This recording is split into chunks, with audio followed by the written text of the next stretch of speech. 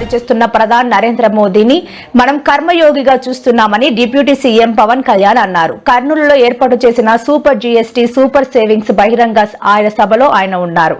ఈ సందర్భంగా పవన్ కళ్యాణ్ మాట్లాడుతూ మోదీ దేశాన్ని మాత్రమే కాదని 2 తరాలను నడుపుతున్నారని తెలిపారు. ప్రపంచమంతా దేశం వైపు తలెత్తి చూసే విధంగా ఆత్మ నిర్భర్ భారత్ తీసుకొచ్చారని కొనియాడారు. ఒక తరం కోసం ఆలోచించే నాయకుడు చంద్రబాబు అంటూ ప్రశంసించారు. కూటమి 15 ఏళ్లకు తక్కువ కాకుండా బలంగా ఉండాలని ఆయన ఆకాంక్షించారు.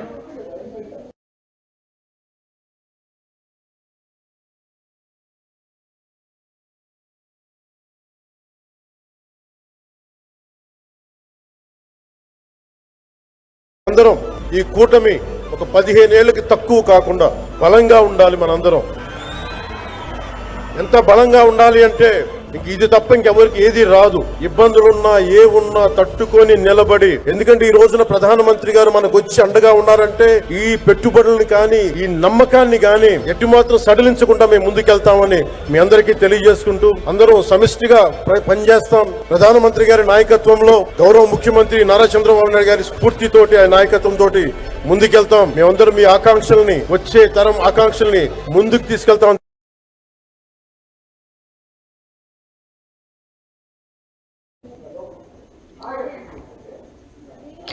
మంత్రి కోడా సురేఖ కుమార్తె సుస్మిత అర్ధరాత్రి సెల్ఫీ వీడియోను విడుదల చేశారు. వీడియోలో మాపై కుట్రలు కుతంత్రాలు జరుగుతున్నాయి అంటూ సంచలన వ్యాఖ్యలు చేశారు.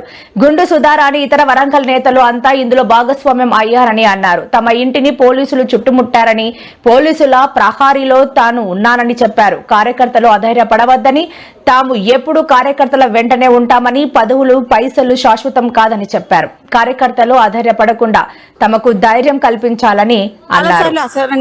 తనను అరెస్ట్ చేస్తే కార్యకర్తలు ఖండించాలని, కార్యకర్తల సపోర్ట్ కావాలని కోరారు.